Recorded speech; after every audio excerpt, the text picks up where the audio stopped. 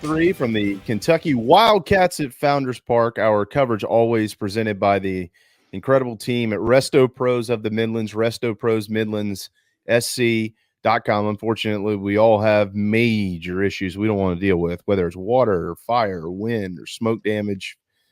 It's not good, right? If you own a business or if you own a home and these things happen, these are the guys you want to call for a multitude of reasons. First and foremost, because they take care of you better than everybody else can. They get you through the insurance process. That's always a struggle. You don't want to deal with that. Jeff Sturgis and his team will guide you on how to properly do it sanely, and they'll get you cleaned up, and they'll get you feeling a lot better. And then at the end of the day, you're also doing business with a Gamecock fan, and Jeff Sturgis is a big one, literally and figuratively. NestoPros Midlands SC.com. They were also the title partner for last week's TBS golf tournament out at Fort Jackson, which was brilliantly run by John Whittle. And we are all proud partners with these guys. They're tremendous in what they do for the University of South Carolina. NestoPros Midlands SC.com. John's pretty good at what he does for the Gamecocks, too, covering them as well as anybody on the planet. And we're always happy to have him on Monday mornings. Hey, brother. Yeah, Jeff Sturgis is kind of like Captain Planet, I think. Y'all remember that show? You got earth, you got fire, you got wind, you got water. I'm not sure where heart fits in. Maybe that's just his. He brings the heart. Maybe that's just his heart. Yeah, he brings the heart, right? So Jeff is basically Captain Planet. All right, that's pretty good. We'll have him. We're gonna do some stuff for our partners soon. And have some of them on the air with us to have some fun. Maybe that'll be his nickname, Captain Planet. How about that? John, I just so you know, I hadn't even looked at the Big Spur. I hadn't even looked at it till this morning. And I saw that you had to address and post a message on there from Kip. And I posted a link on there too. And I want to make sure I did. And we're going to move on and talk about the game. But I just want to make sure you know this. That was misquoted. It was not what was quoted nationally, and I love Brad, but that's not what happened. I asked Kip, who he'd rather face, because Carolina's been having problems, striking out and not having quality at bats and things like that. And I said, would you rather face LSU when you were pitching, who hit 150 balls out of the yard, or would you rather face the guy who's fouling you off 11 times before they put the ball in play or strike out? And he said, and he gave his response and said, obviously, if he was facing the Gamecocks, he wouldn't be concerned. This is from a guy who won the Golden Spikes Award, so he sees it differently. And went on to talk about how many strikeouts and big swings and poor approaches with 2 strikes they've had. But he talked about Chris Burke and how he would tell Berkey, just hit the baseball. I'm not going to sit here and do this with you for 14 pitches. So that was a little blown out of proportion. But I commented on your thread this morning with the entire quote and linked it to the show as well. And I hope that brings some context, because that was not very fair to Kip with how it was portrayed. So with that said, Gamecocks weren't very fair to Kentucky this weekend either. They took them out twice. Almost. They were how close was that ball that Casas hit? A foot, 2 feet, maybe, from leaving the yard? Well, it didn't even need to leave the yard. It just needed to get over the guy's head, and it was a foot or two from doing that. I mean, that guy was running at full tilt and was at full stretch when he jumped to make that catch. I mean, it was a foot, maybe 2 feet, if we're being conservative on getting over that guy's head. And if it does, with 2 outs and everybody running on contact, I mean, that certainly would have been a game-ending double, and with the guy scoring from first base. So, South Carolina was like literally a foot away from having a series sweep, but that was a heck of a play. I mean, sometimes you got to have defensive players make big plays, and certainly McCarthy out there in center field did that for him. But man, that was Gavin did a nice job. That was a two strike swing, and I mean, just did a nice job there. And he made a play, then their guy made a play. Clint didn't have Captain Planet on his bingo card today. I didn't have Gavin Casas late inning hero on my bingo card this weekend. I mean, you got to admire the guy. In and out of the lineup, hadn't had the year hitting homers he did. That game Friday, I mean, it was almost predetermined. He just looked confident and swung the bat. And like you said, that wasn't on him. That was a great defensive play. So I think that's very promising John, when you can have guys that we know are capable of hitting the ball at this time of year, heading towards the postseason, things like that give you confidence. Even the out, I think he goes, oh, hey, next time, no, there's not very. And the others that were clutch late Friday and helped to rally Saturday, and then were really good on Sunday. I would think that would help, get some confidence back. Whittle is frozen like Han Solo. I didn't have Han Solo on my bingo card either. You froze there, dude. Yeah, I think it was you that froze. Yeah, actually. I think it was you. Yeah, but I get your point, JC. I see where you're going with that one, and for sure, like Gavin struggled against right-handed pitching this year, which is odd considering he's a left-handed hitter. He's been so much better against lefties, and but he hit that home run in the ninth off of a right-handed pitcher. That kind of got lost in the shuffle a little bit. Was that guy who Kentucky brought in to close out that game? He had given up 2 earned runs in 20 2/3 innings this year. And so for South Carolina to square him up 3 times like they did, that was certainly a big deal. And the Byers kid that they brought in to face Jackson had similar numbers. So I mean, it was an impressive job that day, and Casas has done well when he's had opportunities. They just haven't given him a whole lot of opportunities against right-handed hitters. I mean, he's hitting close to 300 in SEC play, has 4 home runs in SEC play. He's done a pretty good job overall, and he did fine over there at third base as well. Obviously that first throw got away from him a little bit, and a new first baseman over there too. And if Gavin Casas is over there trying to pick up that throw, Gavin Casas probably makes that pick. But regardless, Gavin had a nice weekend, and some guys are starting to turn it on right now for sure. Yeah, there's no doubt. There is a ton to talk about from this weekend. It was the most unique weekend I can remember in quite some time, with guys playing in different positions and how all 3 of these games unfolded, from the walk-off to the 28 runs on Saturday, and then yesterday the 10-run rule. And it had a little bit of a mix of everything, John. I mean, I have felt like, first of all, going into the weekend, I felt really good about Carolina being a regional host. Feel even better about it now, of course. But I also felt like they sure could use a spark, or some energy, or something that just kind of gets people collectively. When I say people, I mean the team, the fans, everybody on the same side, and just kind of rolling in the same direction and cheering for the same things and pissed off at the same things. And that's what Kid did. Hey, I'm just kidding. But I mean, here's the thing. 9th inning, Friday night, back to back. And you're like, what's going on here? And then you get the walk-off, and then you get on Saturday 28 runs, and Blake Jackson gets plunked, and that was kind of ridiculous. I thought it was intentional. That's me, and I'm not one of those guys. I never look at it that way. I thought it was.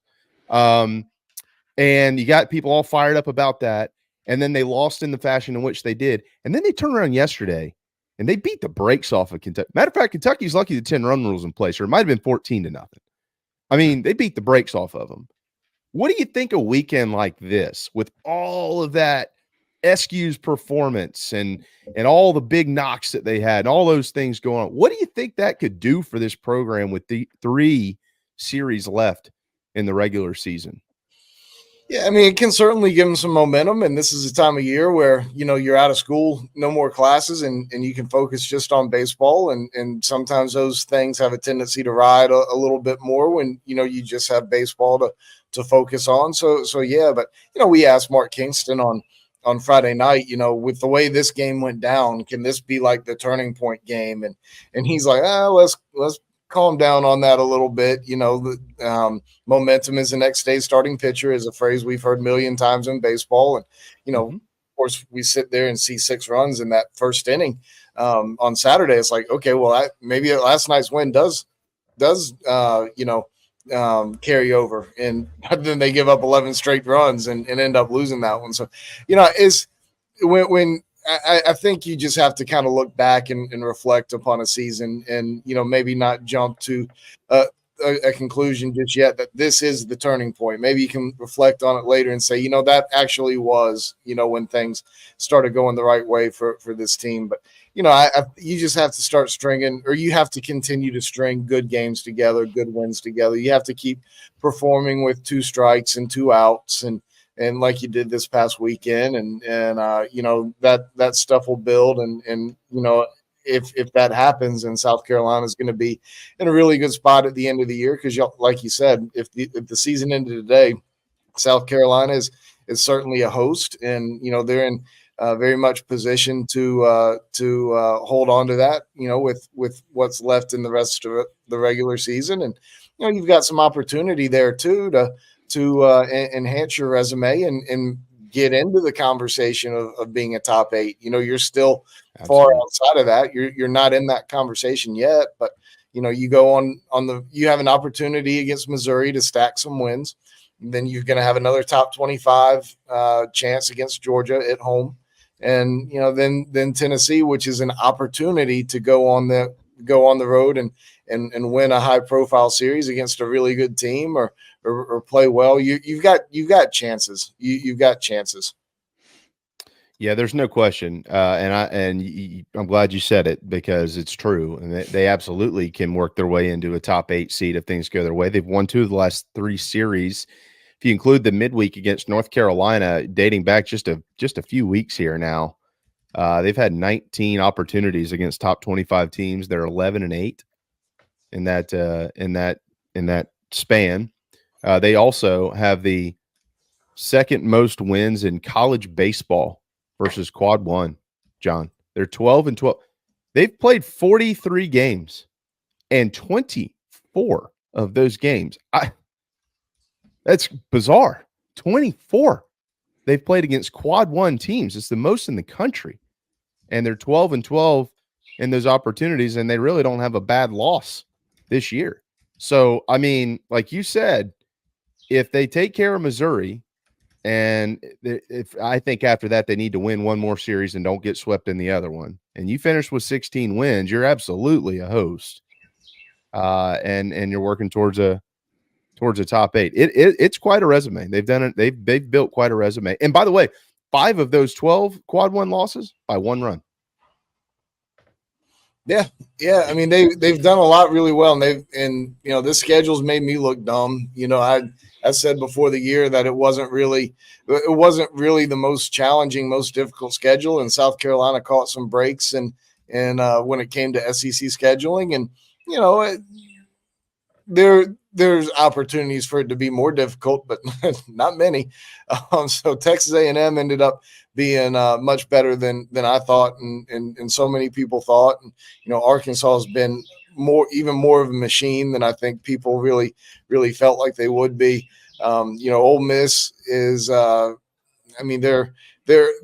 more competitive than they were last year. So anyway, in the non-conference strength of schedule is right there around 100, I think. So that's a little bit better than I thought it would be. And it's ended up being a really challenging schedule overall, which is why you're sitting there with 24 quad 1 games, and that's I think you said second most in the country. I think that's the most out of maybe Kentucky has more. I forget who has more, but even in the rest of the SEC, I mean, you're playing more top notch games than the rest of the SEC is.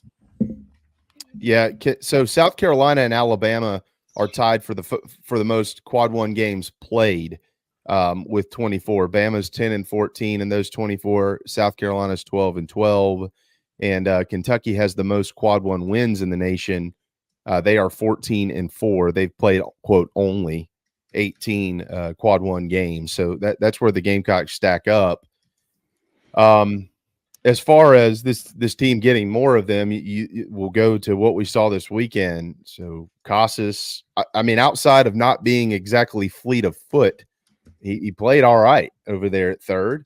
I thought for the most part Petrie played all right over there at first. I thought for the most part, John, when LeCroy got moved to short, of course, that was a late inning change, and then he ended up staying there on Sunday. Thought he looked pretty smooth. It's not like he hadn't played it before. He played it in high school. Brenling plays a nice center field, but I don't know if we should comment on his, arm status or not. I don't think that's something Mark's addressed. I'm not so sure that I need to step out and do it, but he doesn't throw it very well for a couple of reasons right now, but he tracks it down out there, and that's your leadoff guy, John. I mean, that's your prototypical leadoff hitter. Look what he's doing up there. Yeah. I mean, Austin was great out there this weekend offensively, and has been ever since he stepped foot in the lineup against Arkansas. I'm not a fan of the lineup at all from a defensive standpoint. I think Casas is okay over there at third base, and he's not the most fleet of foot, but he does seem to read the ball pretty well off the bat. I think it's going to cause problems, especially with South Carolina's pitching staff being a lot of sinker ballers, and we saw that on Saturday. I mean, yeah, it put up 13 runs, but they also gave up 15, and that's a lot on the pitchers. I'm not putting it all on the defense, but you look at what that first inning was, and there's a ground ball 3-hopper up the middle, and Talmadge can't make the play on that one, and I think there's no way for me to prove it, but Tippett has made that play all year. Obviously, he's not available, so that's a moot point with him. But Ellis has made that play too. Casas fields a ball, hot shot, throw was wide. Probably should have been at least blocked up by Petrie over there. Then you have a guy go first to third tag up from second to go to third on a fly ball that was medium depth to straightaway center, and that was all in the first inning on Saturday. And that just kind of set the tone for that game and what it would be. Now, when you score 13 runs, me and you should be able to play a couple of positions out there and still win the game. Hey, I can play. Well, yeah, you can play. Probably not right now. How old are you now? Yeah, I'm not going to the hot corner. Like, right. Right. I'll take Whittle at first, man. I think Whittle's got hands. I'll take Whittle at first. Actually, I'd still rather squat down. I'll squat down behind the plate and catch 95 before I'm going down to third in college baseball. No. But the point is that defensively, or when you put up that many runs offensively, you should be able to manage the game well enough regardless of who's on the mound, regardless of who's playing in the field. You should be able to get through that and win.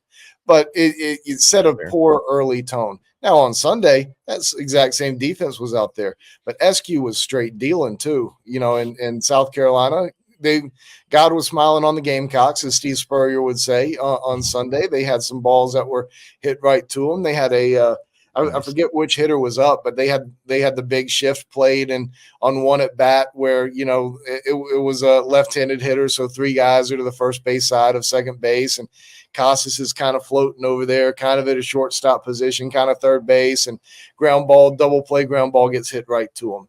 And, that's great coaching, good positioning of your players, a little bit of fortune there too. So South Carolina, because of what SQ did, I mean, I thought he only caught probably 2 barrels that entire game. I mean, that's how good Dylan SQ was.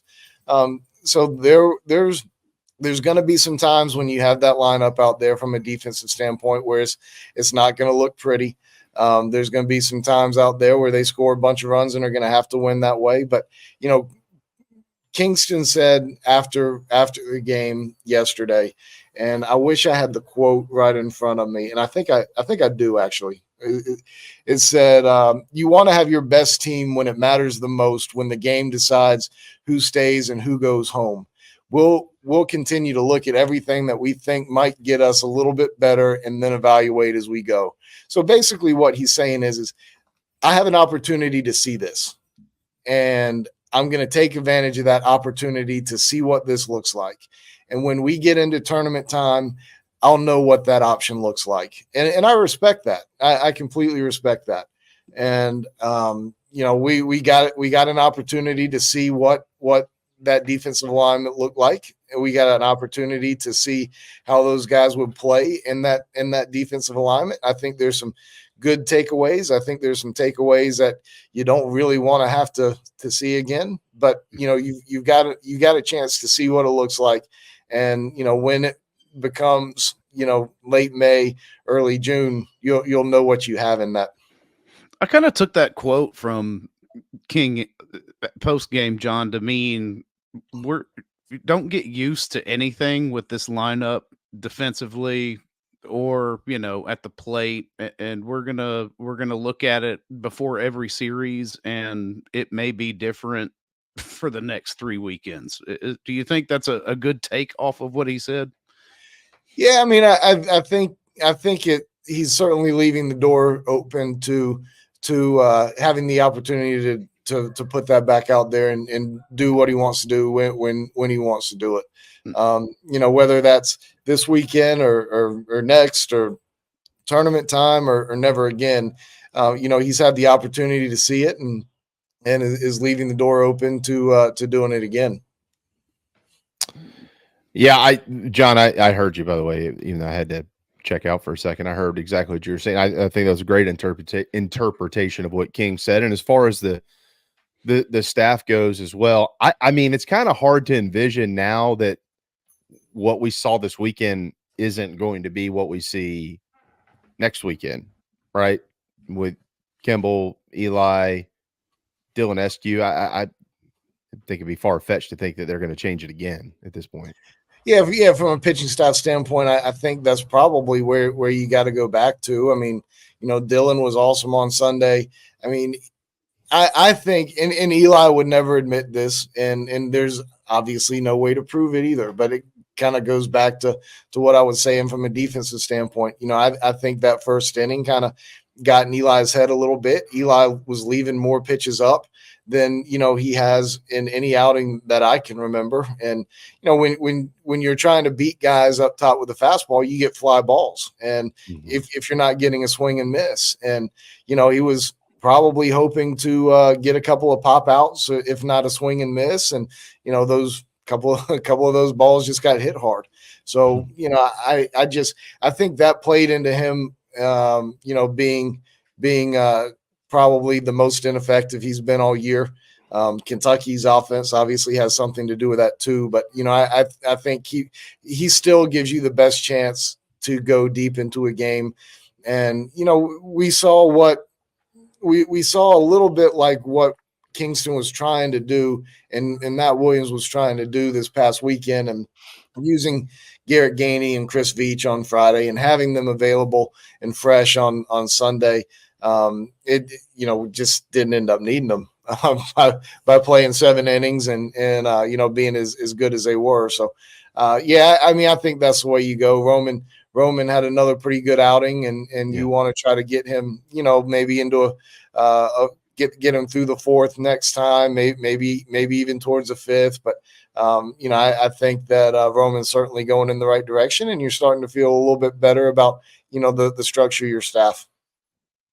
John Whittle joining us. It is 11:48 here, John.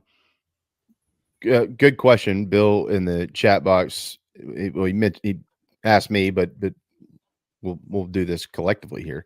A realistic scenario to get a top 8. I mean, I think they've got 11 wins right now in the league, and I think they probably would need 6 more in the regular season to be right in the thick of it, John, without getting swept somewhere. Like, you can't just sweep the next 2 series and then get swept.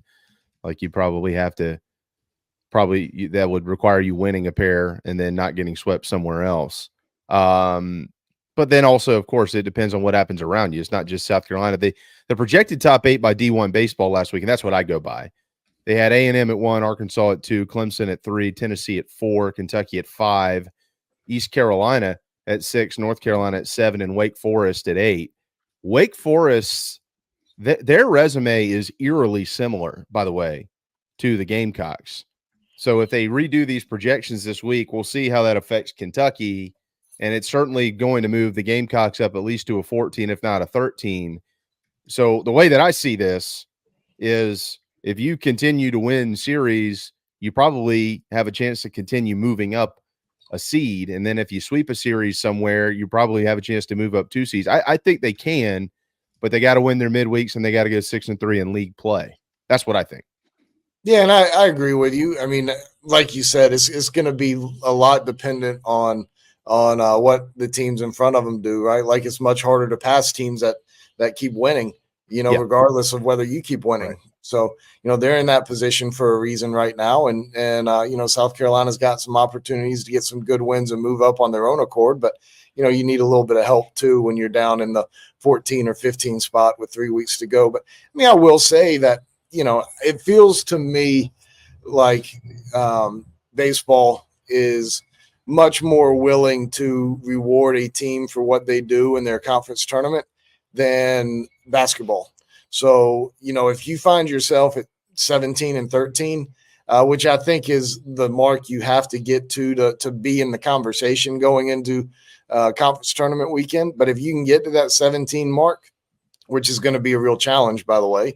But if you get to that 17 mark and then make some hay in the conference tournament, you've got a real chance to move up even more. You don't really move up so much in conference basketball tournaments, but you really can do so in baseball. RPI is a big deal. Oftentimes the committee in baseball leans really hard on the RPI, and South Carolina is going to have RPI chances to keep improving that. So, those are the big things to get into that top 8 discussion. Right now, you're definitely on the outside, but there's opportunity to at least be in the conversation. Yeah, I mean, hey, look, again, Wake Forest last week projected as a top 8. Of course, they had they've dropped 7 spots in the RPI. But they're 27-16 overall, 11-12 in quad 1 chances. And the reason that they slipped 7 spots is because they lost the series on the road in Notre Dame. Like that's not good for them and stay like they'll be out of the top 8 projections this week. They'll still be in a regional host projection, but they won't be in the top 8. So yeah, I mean, at the end of the day, Carolina can't control that. They just have to keep winning on their end and let teams move around behind them. I will say this though. I think the number, we mentioned this last week, John, did we mention it with you? I think the number right now for sure in the SEC is 6. They're going to host 6 regionals. I'm not saying top 8s. I just mean 6 regionals. But I'm pretty sure this league can play themselves into 7 host sites. And there's probably 8 to 10 teams that, if things go well, are all battling for those last, 1 or 2. The first 5, I think, are pretty sewn up. So there's the next 3 weeks. I mean, it's still Carolina could go 2-7 and be way on the outside looking. They won't even be hosting. They'd be, a lower 2 seed. So it's these next 3 weekends. There's just, I mean, I don't think I've seen it this competitive in a long, long time, if ever. It's crazy how many teams are kind of in that bubble with a chance to break through. Yeah, I mean, there's a lot of teams that are kind of jumbled together. Not a whole lot of separation. Kentucky came back to the pack a little bit, but Kentucky and Arkansas have been kind of the class of each division this year. LSU and has moved out of the basement for right now, but Auburn and Missouri have kind of been the at the bottom. LSU and Ole Miss are down there, barely ahead of them. But there's so many teams that are kind of stacked right there, right around that 500 mark. And, it's been a very competitive SEC. There's been a lot of teams that have been winning series at home, and it's been really difficult to win on the road. It's been really difficult for a lot of teams to sweep. It's been an interesting year in the league for sure. By the way, hat tip to our friend Chad Holbrook, College of Charleston, now 31-11 and 14-4 in the league, and they are in the top 50 of the RPI after winning a series this weekend at Campbell. All right, have you had a chance to take an early look at the Missouri Tigers, who are 19-26 overall and 6-15 in the league? Well, real quick, how about the fact that the pitching show put on Friday night at Founders Park was by two former Cougars who, still had an opportunity to be down there with those guys. Ty Good was just incredible. I mean, I don't think we can get out of this segment without mentioning how good Ty was on Friday either. I mean, he was as close to unhittable as I've seen, and he was he did it against a great lineup. I mean, top in league play in terms of runs scored and batting average, and right top three and doubles and home runs and stolen bases and basically every category and offensively. Like Ty was great, and then Trey Poozer, I mean, he beat the Gamecocks for a really long time on Friday night. So I mean, if those guys were still down in Charleston, I mean, that they'd be even better. But anyway, back to Missouri. They've been competitive this year. Like even last week against Tennessee, they got swept in Knoxville, but the last two games were 3-2 ball games. The first one wasn't close, but they've been competitive. They swept Florida at home. They took a game from a couple of good teams as well. Georgia. Yeah. Yes. I mean, it's going to be a challenge. And, what Missouri does well is they pitch. They've got some really, really bad offensive numbers. So folks complain about what South Carolina is offensively. And, I mean, South Carolina looks like a murderer's row compared to what Missouri is. Missouri scored 71 runs in SEC play this year. That's last. The next is Auburn in 13th with 93. So that's 22 runs difference right there between 13th and 14th place. I mean, they just have had trouble scoring all year long. And so what that tells me is if South Carolina's pitching staff goes out and, takes care of Missouri offensively like they should. Missouri has pitched pretty well at times. If South Carolina can, 6 runs is the run total that Mark Kingston keeps circling. And, if they put up 6 runs, then they should probably sweep this weekend. So, but Missouri can pitch a little bit. And they haven't really done much offensively all year. So assuming that holds true, South Carolina's got a chance to come back very, very happy on that plane ride. By the way, 13. This is a pretty – I hope I don't jinx anybody. Monty, it's on me. But they've played 21 league games. 13 of those 21 league games, Missouri has scored 2 runs or less. 2. Not very good. Not very good. And even going into this past weekend, take out the 13 and the 10 and, what South Carolina did offensively this past weekend. South Carolina was 6th in the SEC in runs scored in SEC play and 7th overall. I think that sometimes we look at what South Carolina is offensively and see the negative and the bad things. But at the end of the day, scoring runs is the name of the game. And you don't put on in front and center of the Christmas card that you send out that tells all the details about your family. You don't put that you were 6th or 7th in runs scored. That's not something to really boast about. But it hasn't been as bad as a lot of folks lead you to believe with what they've been offensively. So, after this past weekend, you're 5th in the league in runs scored, and that's not a terrible place to be. No, I mean, like the Florida series was really, they've been serious that they've been good in individual games. I think the strikeouts are what gets people, and I think that's just baseball. Nobody likes to watch strikeouts. JC, you're absolutely. It's been the strikeouts and the big moments with runners in scoring position. Those are killer because then you don't get excited when it's like I told Kip the other day. You don't get excited when it's 1st and 2nd with no outs. You're not believe. It's a suspension of belief because, once you've seen it several times, I mean, heck, it was 2nd and 3rd, nobody out the other day. And I literally sat there, my negative butt said they won't score and they didn't. I hated to be right in that situation. But look, you're right, John. I mean, it's not as bad. It's pretty good. It's getting better. Go get 4 wins this week. East Tennessee State, I hope they're not that good. They are. They're 52 in the RPI. Yeah, they're good. Another It's a good quad 2. They need to win this one. But, and hey, go get some wins and see where they go. Yeah. It's a good time to be playing good. Jamie, nice hat.